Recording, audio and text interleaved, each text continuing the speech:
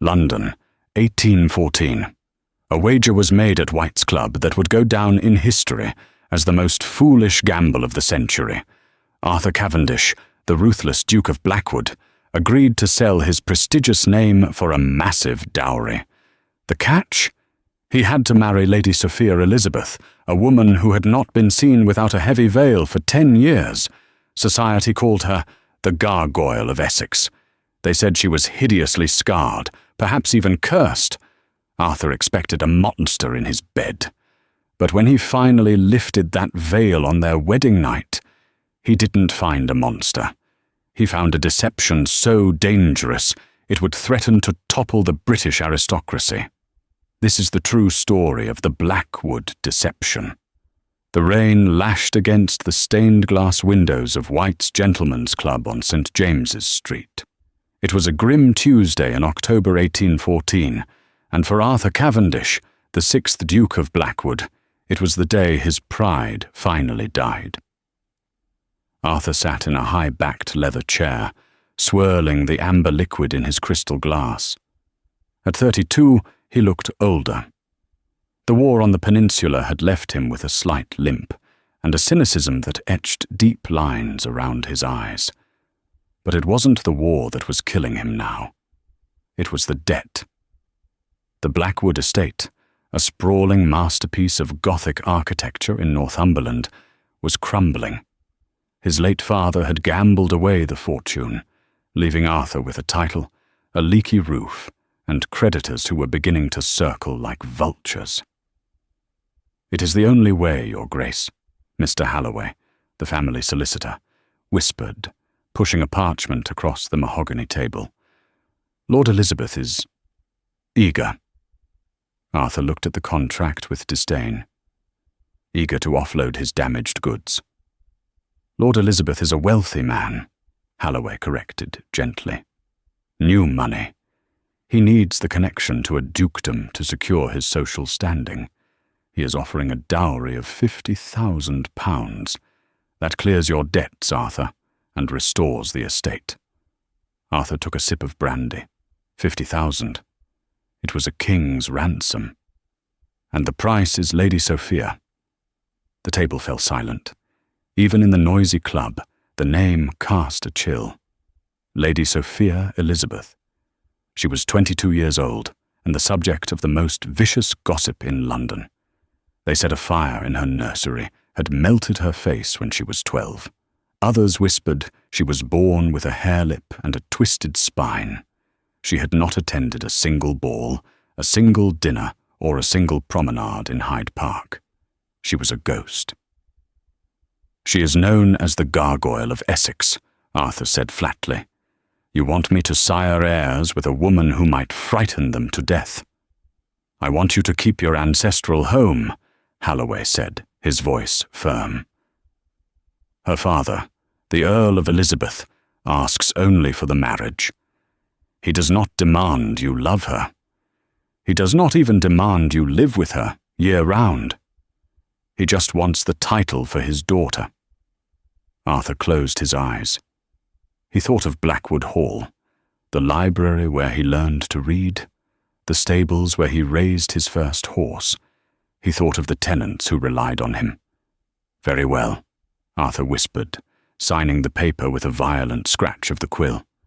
"I will marry the beast. But tell Elizabeth this. I expect the money in my accounts before the I-do's are spoken." 3 days later, Arthur rode to the Elizabeth estate in Essex. It was a gaudy, over-decorated mansion that smelled of desperate ambition. He was greeted not by the bride, but by her stepmother, Lady Catherine Elizabeth. Lady Catherine was a striking woman, though her beauty was hardened by a cruel mouth. She looked at Arthur with a mixture of triumph and pity. "Your Grace," she curtsied low, "we are honoured." "Let us dispense with the pleasantries, Lady Catherine," Arthur said, brushing the road dust from his coat. "I wish to see my betrothed." "Sophia is shy," Catherine said, a thin smile playing on her lips. "She is aware of her afflictions. She prefers to remain behind the screen." Arthur was led into a dim drawing room. The curtains were drawn tight, choking out the daylight. In the corner stood a Japanese silk screen. "Lady Sophia?" Arthur called out. "Your Grace," a voice replied. It was soft, melodic, but trembling. It didn't sound like the voice of a monster. "We are to be married in a week," Arthur said, stepping closer. "I am a soldier, madam. I have seen men torn apart by cannon fire. I have seen the worst the world has to offer. You need not hide from me. Show yourself."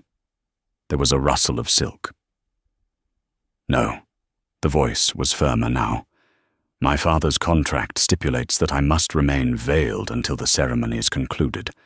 If you look upon me now, the deal is void." Arthur paused. It was a strange clause.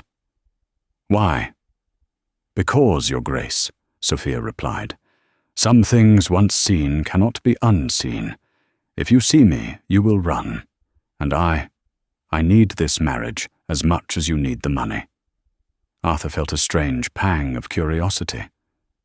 Why did she need the marriage? She was rich. She could live in seclusion forever. "I do not run," Arthur growled, "but have it your way. Keep your veil. But know this, I am marrying you for your father's gold. I will provide you with protection and a home, but do not expect affection. I am a cold man, Lady Sophia." "A cold man is better than a cruel one," she whispered.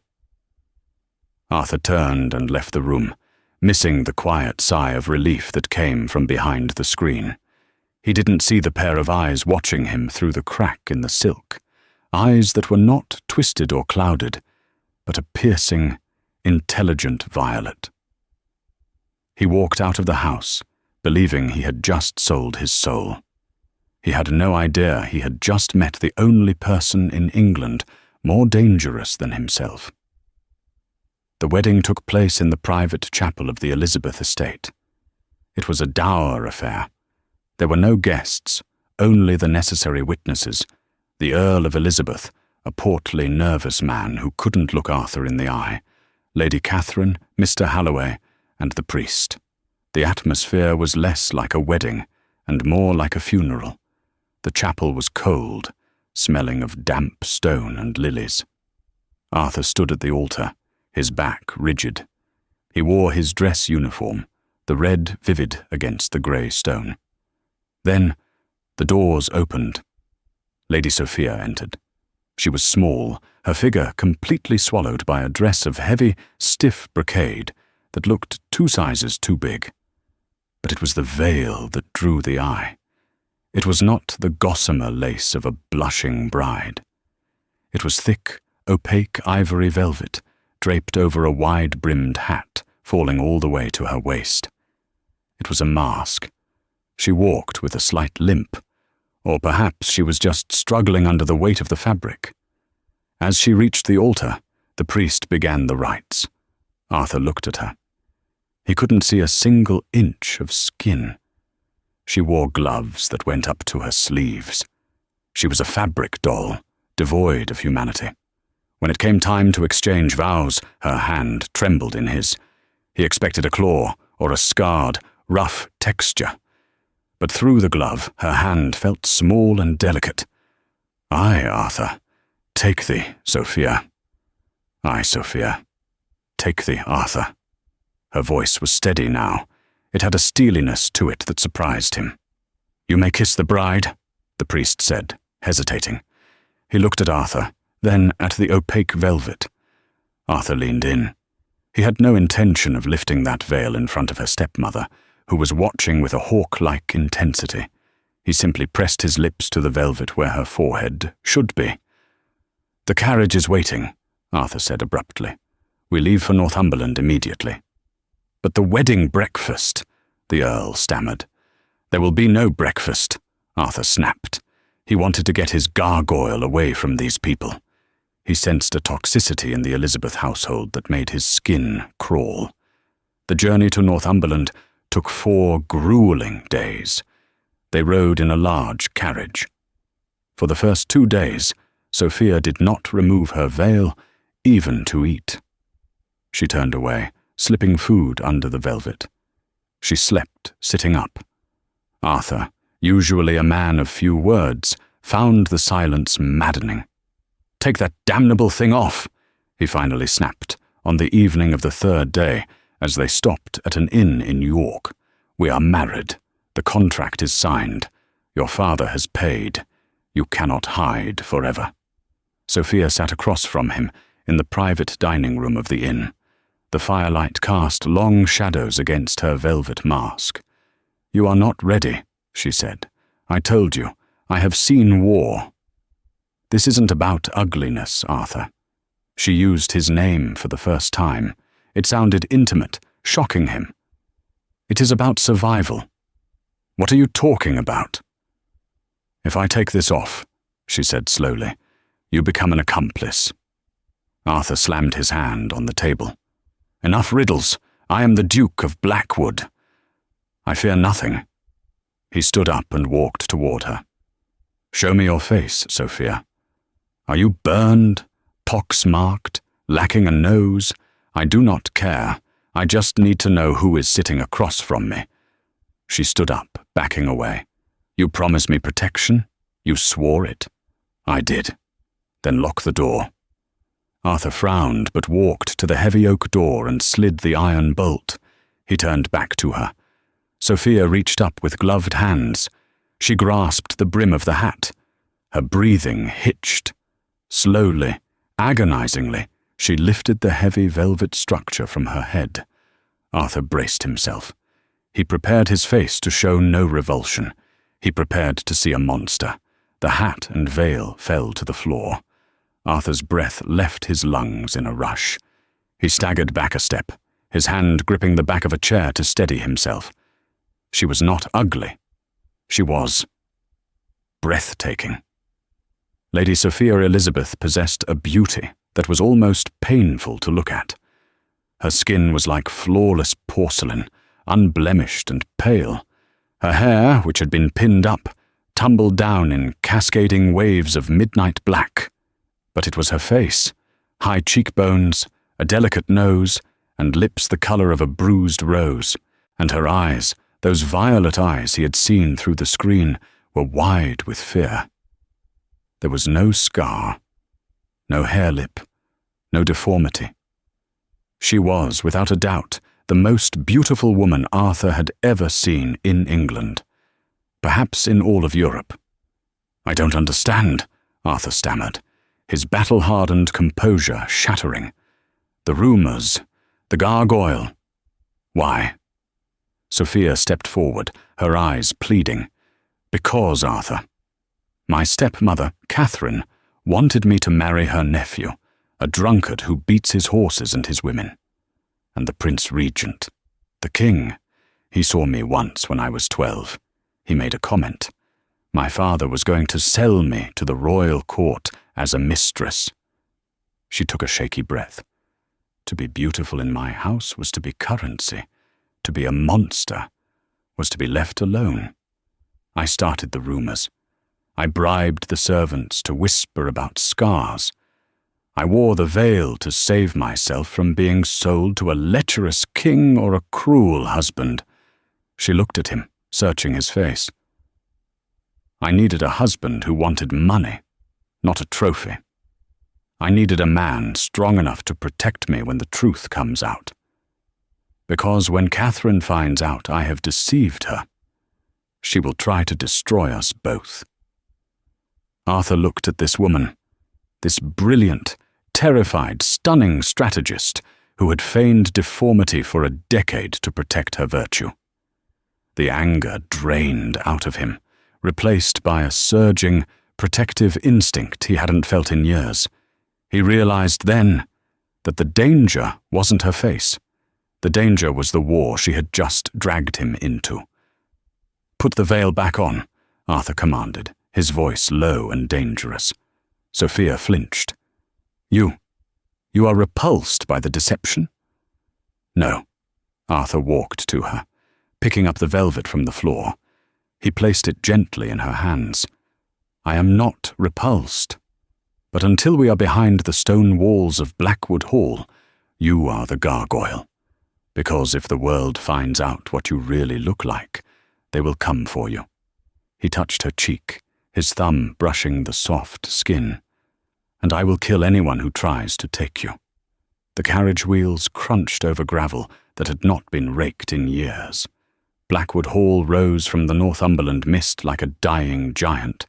It was a sprawling Elizabethan manor of dark stone, draped in ivy that had turned the colour of dried blood in the late autumn chill. To most, it would have looked ominous, a place where happiness went to starve.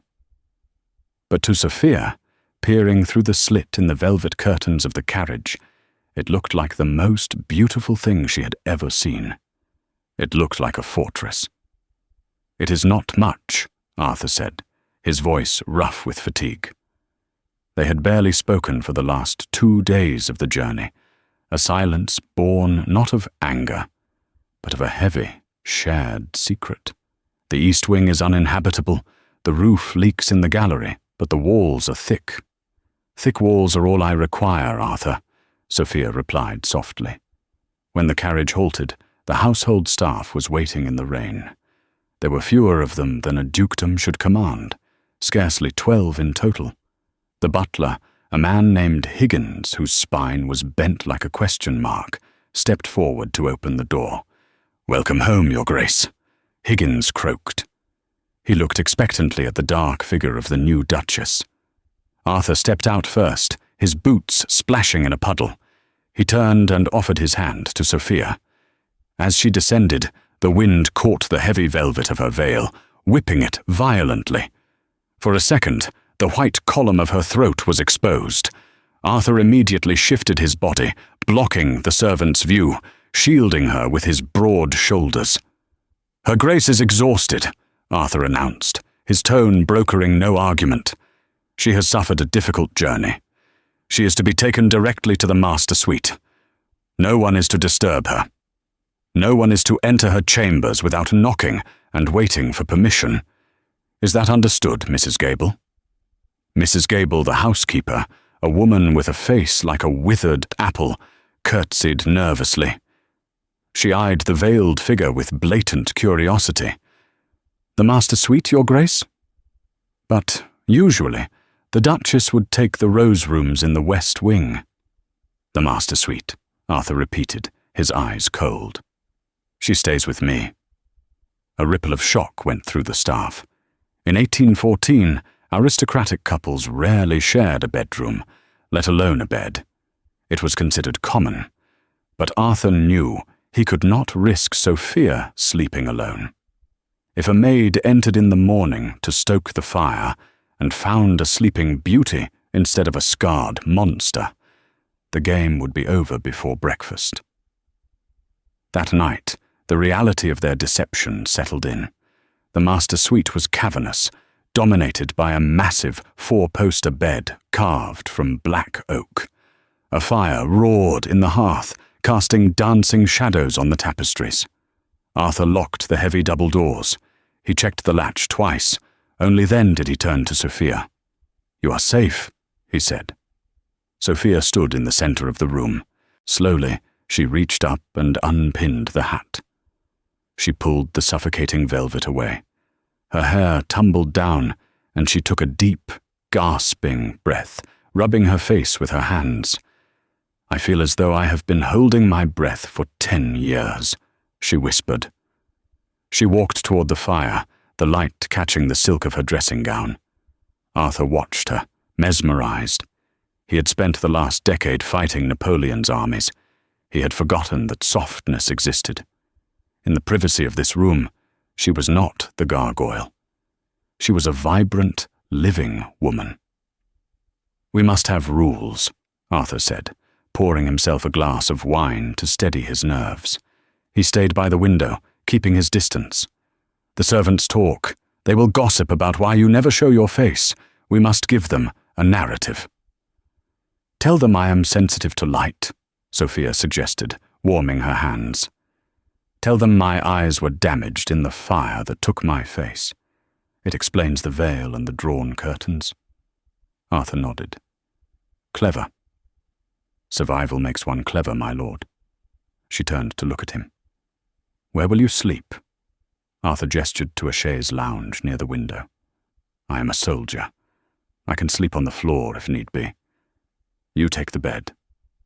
Arthur, she said, stepping closer.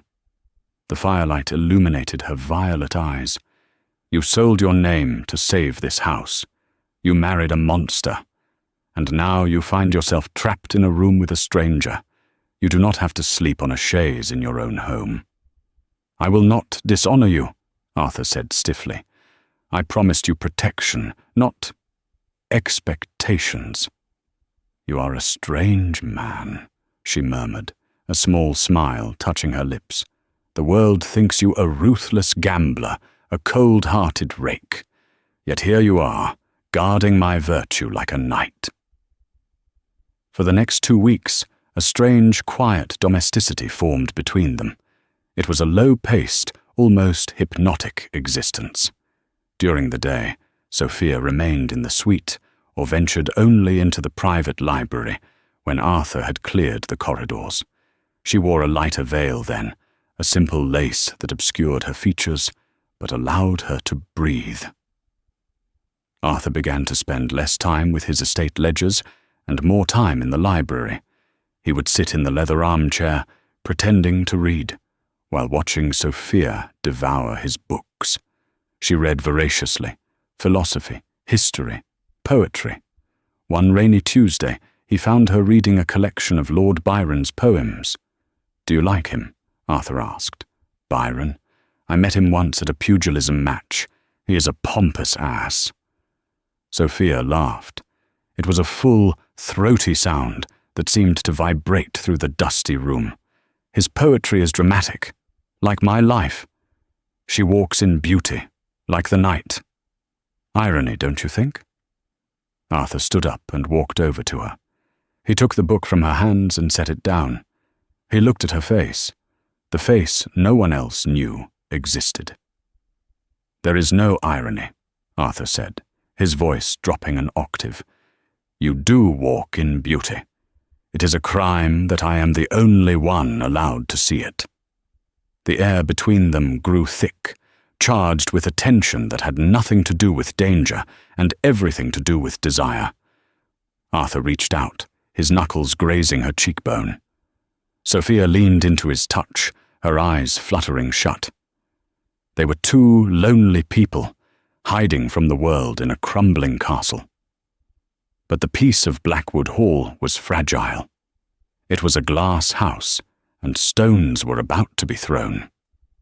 November brought the frost, turning the moors into a landscape of silver and grey. It also brought the mail. Arthur was in his study when Higgins brought the silver tray. On it sat a single letter. The parchment was expensive, scented heavily with lavender. The seal was red wax, stamped with the crest of a viper entwined around a rose, the crest of the Elizabeth family. Arthur broke the seal. My dearest Arthur, I trust my darling Sophia is settling in. It pains a mother's heart to be separated so abruptly. The wedding was rushed. I worry that perhaps Sophia has not been entirely truthful with you about her needs. She is a fragile creature. To ensure she is managing her condition, I have sent my nephew, Lord Julian Thorne, to pay a call.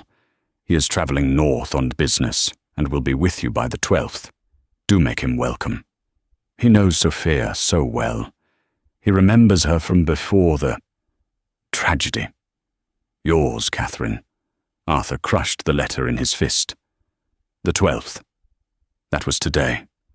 He barely had time to stand up before the sound of carriage wheels on gravel echoed through the window. Arthur sprinted up the stairs, taking them 2 at a time, ignoring his bad leg. He burst into the master suite. Sophia was sitting by the window, unmasked, sewing a button onto one of his shirts. "Cover yourself!" Arthur barked, slamming the door. Sophia jumped, pricking her finger. "Arthur, what is it?" "Your cousin, Julian Thorne. He is here." Sophia's face drained of colour. She stood up, the shirt falling to the floor. "Julian! Here! No, no, Arthur! You cannot let him in. I have no choice. If I turn him away, your stepmother will claim I am mistreating you. She will bring the law down on us." Arthur grabbed the heavy velvet veil from the vanity. "Put it on, the thick one. Now." "Julian is not like the others." Sophia's hands shook so badly she couldn't pin the hat. He used to watch me, before the fire rumors started. He knows the shape of my jaw, the color of my eyes. If he gets close—" "He will not get close," Arthur said grimly. He took the pins from her shaking fingers and fastened the veil himself. He looked into the darkness of the fabric, unable to see her eyes, but feeling her terror. "You are the Duchess of Blackwood. You are above him. Do not speak unless you must. I will do the rest." They went down to dinner. The dining hall was a draughty, cavernous room, lit by 2 candelabras. Lord Julian Thorne was waiting. He was a man of perhaps 28, dressed in the height of London fashion, a tight blue coat, a high starched collar, and a smile that didn't reach his pale, watery eyes. "Your Grace," Julian bowed to Arthur, then turned his gaze to the veiled figure. "And Cousin Sophia, my, still hiding away? Aunt Catherine was so hoping the country air might encourage you to emerge." "My wife's condition is delicate," Arthur said, guiding Sophia to the chair at the far end of the table, as far from Julian as possible. "She prefers the veil. It soothes her nerves." "Nerves," Julian chuckled, slicing into his pheasant. "She never had nerves as a child. She was a wild thing. Remember, Sophia? The summer at Bath. You were quite the little beauty before the accident." Sophia said nothing. She sat rigid, her gloved hands folded in her lap. She could not eat. To eat would require lifting the veil. "You are not eating, Cos," Julian pressed, his eyes narrowing. "Surely you can lift the hem just a fraction? We are all family here. I have a strong stomach. A scar or 2 won't put me off my wine." "I am not hungry," Sophia said. Her voice was muffled by the velvet. Julian paused. He tilted his head. "Your voice. It sounds different. Clearer. Less damaged than Aunt Catherine described." "Leave her be, Thorne," Arthur warned, his hand tightening around his wine glass. "I'm just concerned." Julian stood up, napkin in hand. He began to walk slowly around the long table. "You know, there are rumors in London, Duke. People say it's odd. £50,000 for a bride no one has seen in a decade. Some say she's mad. Some say she's a monster." He was behind Sophia's chair now, Arthur tensed, ready to spring. "But I remember," Julian whispered, leaning down close to Sophia's veiled ear. "I remember you had a small mole just behind your left ear, a tiny brown speck." Sophia held her breath. The mole was there. It was one of the few things the fire wouldn't have erased if she were truly burned on the face. "I wonder." Julian reached out a hand, his fingers hovering inches from the velvet. "If I were to just take a little peek." "Touch her," Arthur said, his voice low and deadly quiet. "And you will lose that hand." Julian froze. He looked up to see Arthur standing. The Duke had drawn a small knife from his belt, a steak knife perhaps, but in Arthur's grip it looked like a weapon of war. "I am the Duke of Blackwood," Arthur said. "In this house, my word is law.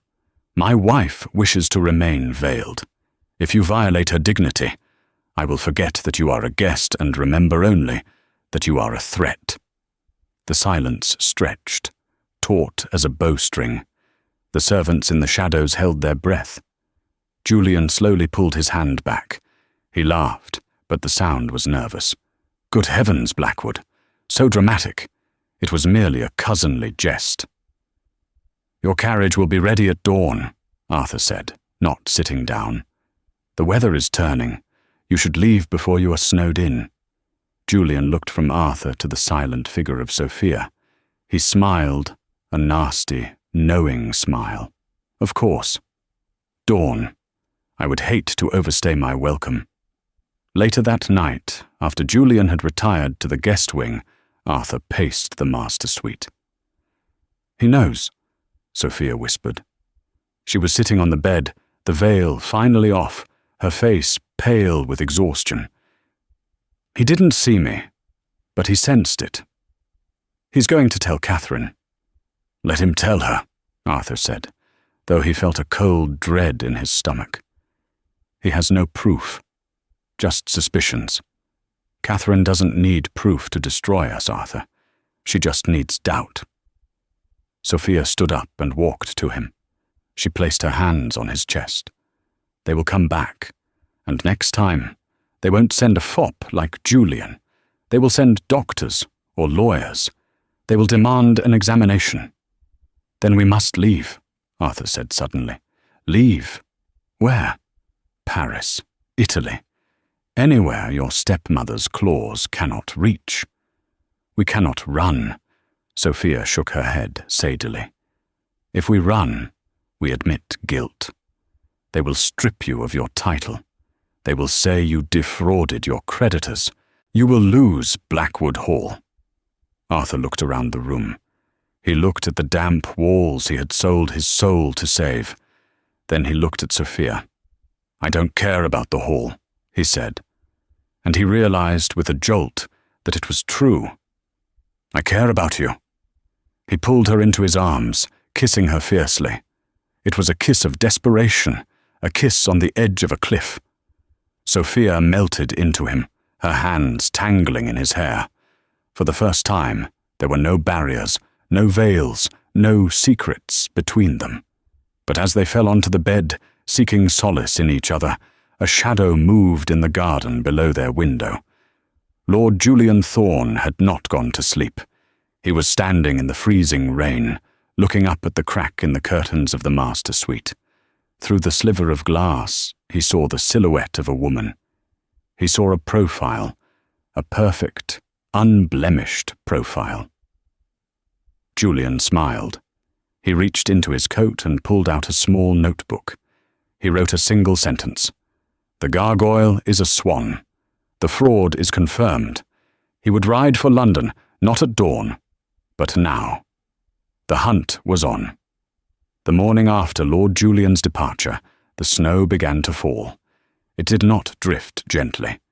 It was a driving, relentless blizzard that buried the Northumberland moors in white silence.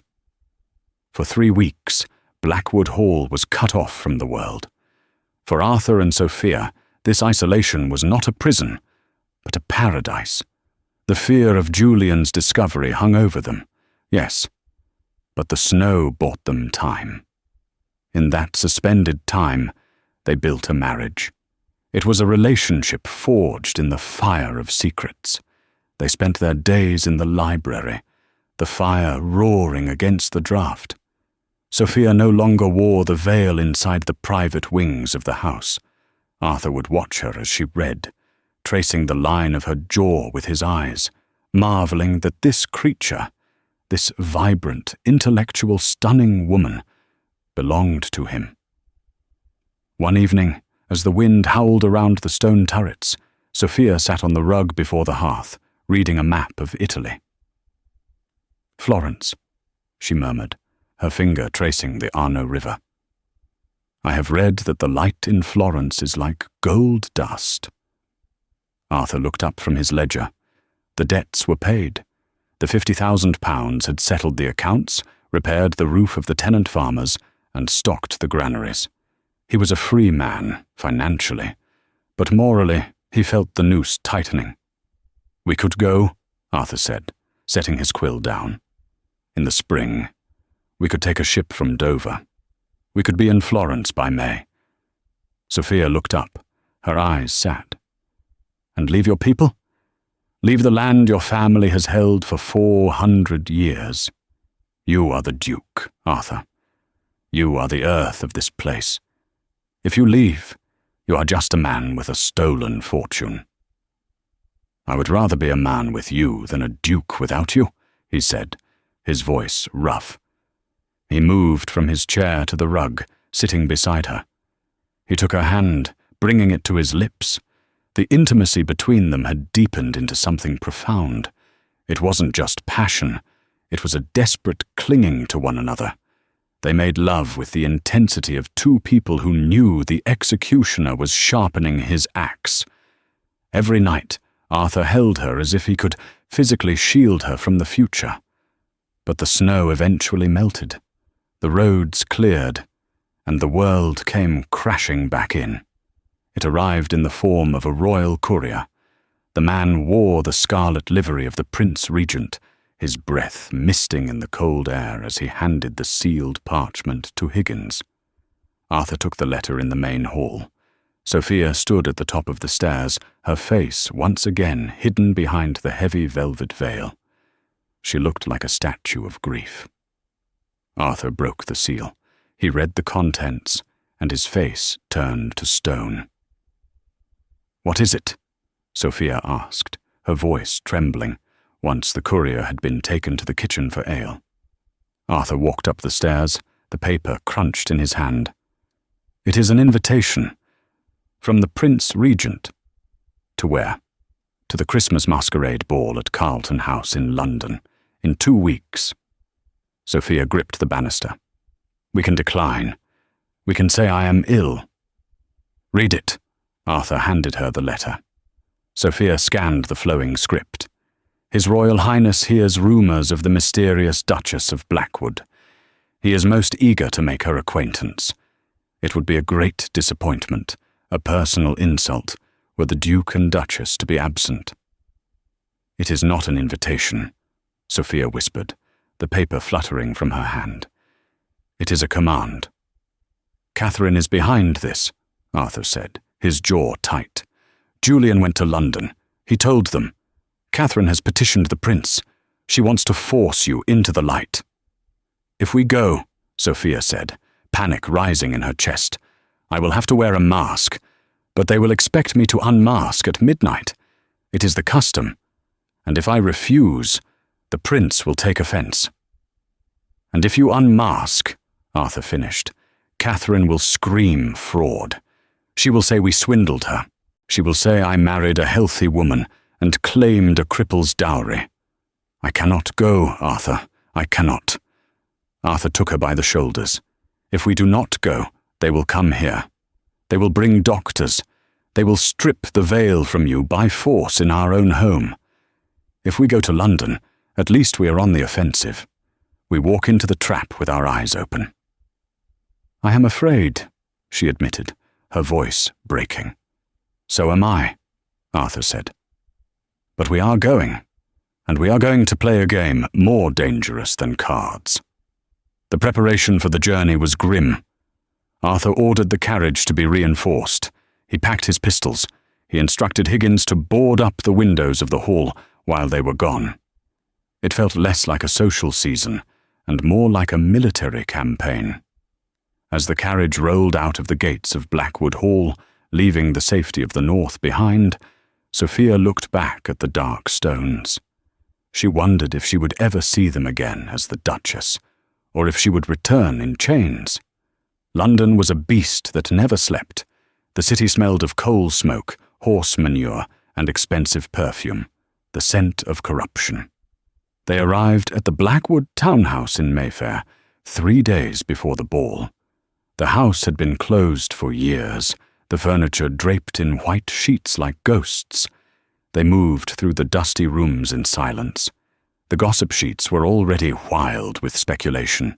The Times had a small column. "The Gargoyle Duchess comes to town."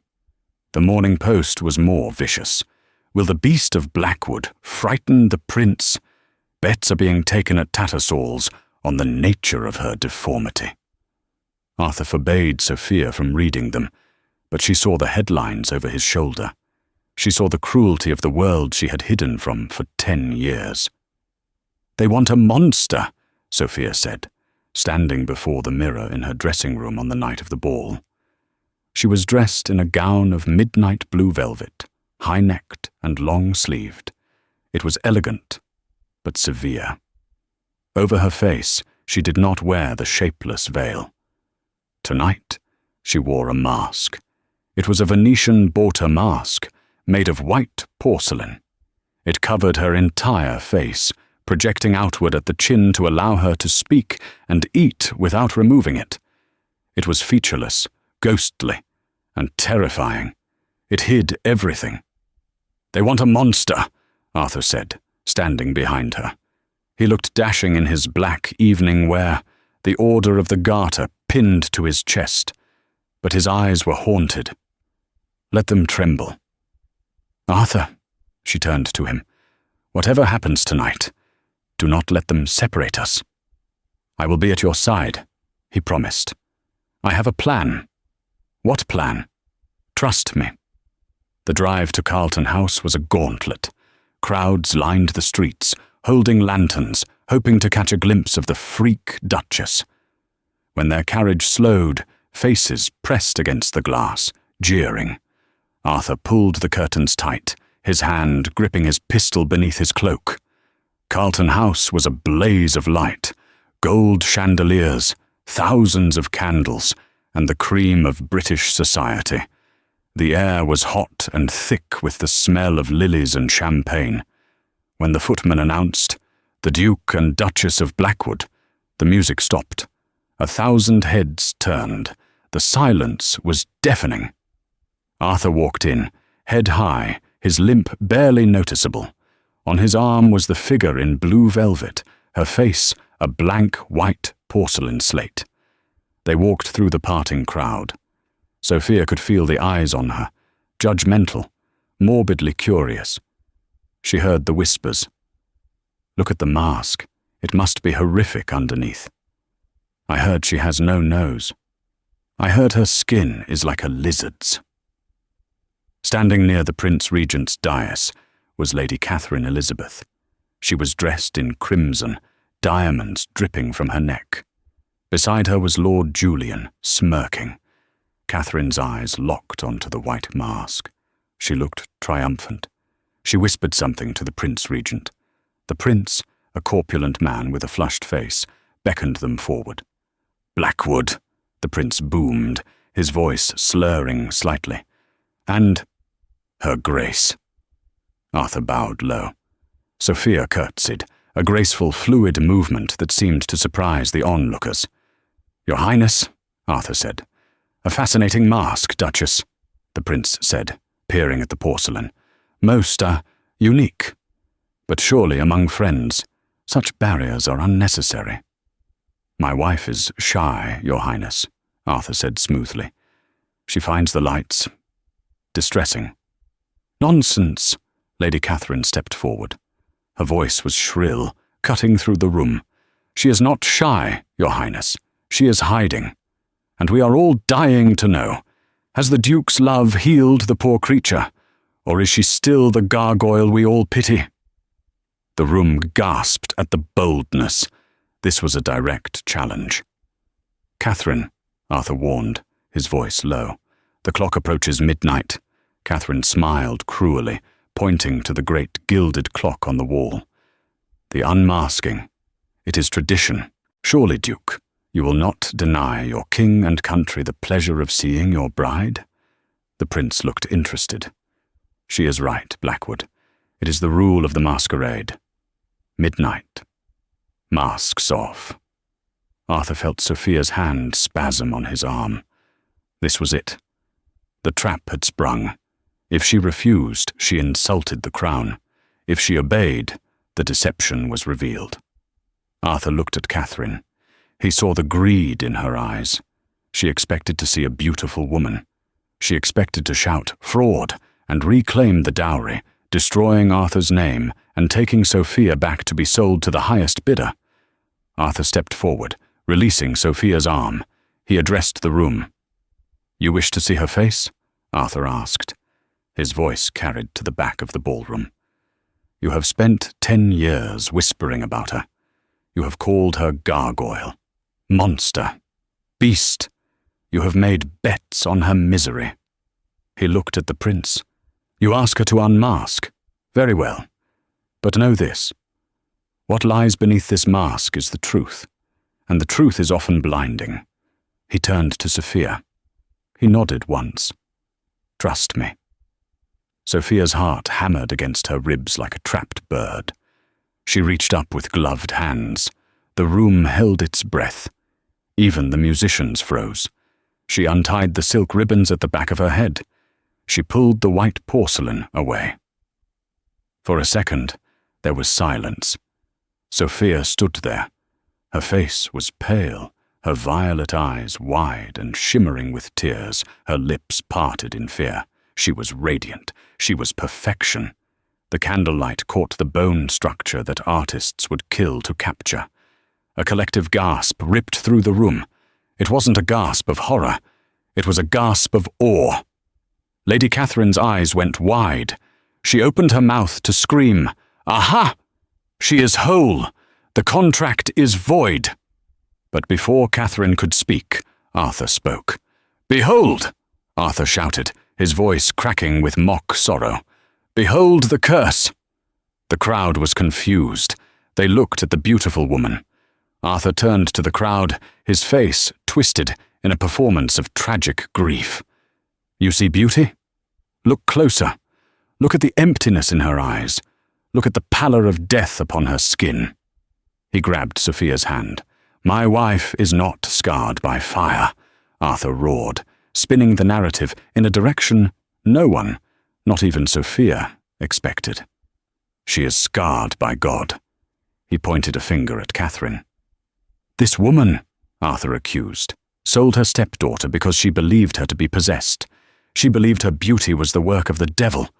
She called her a gargoyle, not because she was ugly, but because she was too beautiful. A beauty that drives men to madness," the crowd murmured. The Regency era was superstitious, obsessed with the Gothic and the supernatural. "I married her to save her soul," Arthur lied, with the conviction of a preacher. "I keep her veiled, not to hide ugliness, but to shield you from the bewitchment that follows her. I veil her because her beauty is a weapon." He turned to the Prince Regent. "Your Highness, look at her. Is this the face of a mortal woman? Or is this a siren who will lead us all to ruin?" The prince stared at Sophia. In his drunken state, swaying on his feet, the sheer perfection of her face did seem unearthly. It was too perfect. It was unsettling. "By God," the prince whispered. "She is terrifying." Lady Catherine spluttered. "What? No, this is nonsense. She is just a girl. She lied. They stole my money." "You call this a lie?" Arthur stepped between Catherine and Sophia. "You, who locked her in a nursery for 10 years. You, who told the world she was a monster." "You are the monster, madam." Arthur turned back to Sophia, who was standing stunned, realizing what he was doing. He was using their superstition against them. He was turning her beauty into a different kind of curse, one that made her untouchable. "Cover yourself, my love," Arthur said gently, but loud enough for all to hear. "Their eyes are not worthy." Sophia, catching the cue, raised the mask slowly. But before she covered her face, she looked directly at Lady Catherine. She smiled, a cold, beautiful, terrifying smile. She put the mask back on. The room erupted. It wasn't the scandal Catherine wanted. It was a sensation.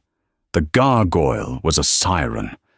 Arthur had just turned a fraud case into a Gothic romance.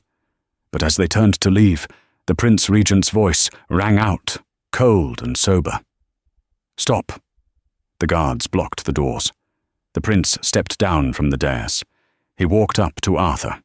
The awe was gone from his face, replaced by a dangerous, predatory glint. "A siren, you say?" The prince circled Sophia. "A beauty that drives men to madness? Well, Blackwood, I am not a man who fears madness, and I think I think such a treasure is too dangerous for a mere duke to guard. Arthur's hand went to his sword hilt. You are right, Lady Catherine, the prince smiled, a cruel, oily smile. The contract was for a damaged woman. This woman is perfect. Therefore the contract is indeed void. He looked at Arthur. The marriage is annulled, and the lady remains at Carlton House as a ward of the crown. The trap had not just sprung, it had shattered. Arthur had played the crowd, but he had overplayed his hand with the king. He had made her too desirable. Two guards seized Arthur's arms. "No!" Sophia screamed, her voice echoing inside the mask. "Take the Duke to the tower," the prince commanded, waving his hand dismissively, "for fraud against the peerage, and take the lady to my private chambers. I wish to examine this curse more closely." The grip of the guards on Arthur's arms was iron tight, but they had made a critical error. They assumed the Duke of Blackwood was merely a nobleman. They had forgotten he was a soldier who had survived the peninsula. As the prince reached for Sophia's wrist, a switch flipped behind Arthur's eyes. He did not see a king. He saw an enemy. With a guttural roar, Arthur stomped violently on the instep of the guard to his right, shattering bone. As the man screamed and buckled, Arthur used the momentum to spin, driving his elbow into the throat of the second guard. Both men collapsed in a heap of red velvet and gold braid. The ballroom erupted in screams. Ladies fainted. Men scrambled back, knocking over chairs. Before the other guards could react, Arthur had cleared the distance between himself and the prince. He didn't draw a sword. He drew the heavy flintlock pistol from beneath his coat, cocking the hammer with a sound that echoed like a thunderclap in the silent room. He leveled the barrel directly at the Prince Regent's heart. "Touch her!" Arthur snarled, his voice low and trembling with rage, "and England mourns a king tonight." The prince froze, his hand inches from Sophia. His face went from flushed to a sickly shade of white. The music died. The world stopped. You would not dare," the prince stammered. "This is treason, Blackwood. You will hang." "I am already a ruined man," Arthur said, stepping closer to Sophia, keeping the gun steady. "I have nothing left to lose but her, and I will burn this entire palace to the ground before I let you take her." Lady Catherine Elizabeth shrieked from the sidelines. "He is mad! The curse has taken him! Seize him!" "Stay back!" Sophia suddenly shouted. She ripped the porcelain mask from her face and threw it onto the marble floor, where it shattered into 1,000 pieces. She turned her violet eyes on the crowd, channeling every ounce of the siren myth Arthur had spun. "The Duke speaks the truth. I am bound to him. Anyone who tries to separate us will share in the madness." The superstitious crowd recoiled, terrified of her unearthly beauty and the violence in the air. They parted like the Red Sea. "Move!" Arthur commanded. He grabbed Sophia's hand. Walking backward, pistol still trained on the prince, they retreated toward the great double doors. The guards hesitated, looking to the prince for orders, but the prince, sweating and staring down the barrel of a .50 caliber pistol, shook his head minutely. They burst through the doors, sprinting into the cool night air. Their carriage was waiting, the horses stamping nervously. "Drive!" Arthur screamed to the coachman as he threw Sophia inside. "Drive for the coast! Don't stop for anything!" The whip cracked. The carriage lurched forward, tearing through the cobblestone streets of London, just as the alarm bells of Carlton House began to ring. They did not stop. They rode through the night, changing horses at dawn, running on adrenaline and terror. They reached a small fishing port near Dover 2 days later, just hours ahead of the Royal Guard. A smuggler's boat was waiting, a contact Arthur had made during the war. They boarded under the cover of fog, leaving England, their titles, and the Blackwood estate behind forever. 1 year later, the sun set over the Arno River, turning the water into a ribbon of liquid gold. The air smelled of cypress and lemon blossoms. In a small villa on the outskirts of Florence, Italy, a woman sat on a stone terrace. She wore a simple white dress, her hair loose and blowing in the warm breeze. There was no veil. There was no mask. Sophia looked up as a man walked out onto the terrace, carrying 2 glasses of wine. Arthur looked younger, the lines of stress smoothed from his face by the Italian sun. He walked with a lighter step. They were exiles. The crown had seized Blackwood Hall. The title was in abeyance. To the world they were fugitives, disgraced and erased from history. But to each other, they were free. "A letter from London," Arthur said, sitting beside her. "From Halloway." "And?" Sophia asked, taking the wine. "Catherine is ruined. The scandal of the ball. Society turned on her. They say she tried to trick the prince. She has been banished to Essex, penniless." Sophia took a sip of wine, looking out at the Duomo rising in the distance. "I should feel pity," she said softly. "But I don't." "And the prince?" "He has hushed it up. It is embarrassing to admit a duke held him at gunpoint. We are officially listed as lost at sea." Arthur laughed, a rich, genuine sound. "Lost at sea. I like that." He reached out and took her hand. He looked at her face, the face he had feared, the face he had unveiled, and the face he now adored more than life itself. "Do you miss it?" he asked. "The title? The wealth?" Sophia leaned forward and kissed him. It was a kiss of absolute certainty. "I was a duchess in a cage," she whispered against his lips. "I would rather be a nobody in the sun." Arthur smiled. "Then let us be nobodies, my love. Together." As the sun dipped below the horizon, ending the day, the Duke and his ugly maiden sat in the light, finally, truly seen. And that is the story of the Blackwood deception. It's a tale that reminds us that the masks we wear aren't always made of velvet or porcelain. Sometimes, the heaviest masks are the expectations of society, the greed of others, and the fears we hold inside. Arthur and Sophia lost their titles, their fortune, and their home. But in the end, they gained the only thing that truly mattered, the freedom to be their authentic selves, without shame and without secrets. Now, I want to hear from you. If you were in Arthur's shoes, would you have forgiven Sophia for the deception so quickly? Or do you think her lie was too dangerous? And what about the prince? Did he deserve that humiliation? Let me know your thoughts in the comments below. I read every single one. If you enjoyed this story of romance, danger, and rebellion, please hit that like button. It really helps the channel. And if you haven't already, subscribe and ring the bell so you never miss a story. Until next time, keep looking beneath the surface.